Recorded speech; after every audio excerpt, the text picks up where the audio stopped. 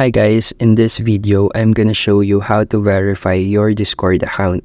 So head into your Discord application and then find the profile section of your Discord account. As you can see here, this is the home screen of Discord. And then on the third icon is the profile section.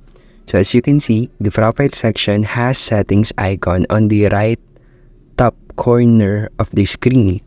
Click on this and then click the account tab. On the account tab, click the verify button on the top.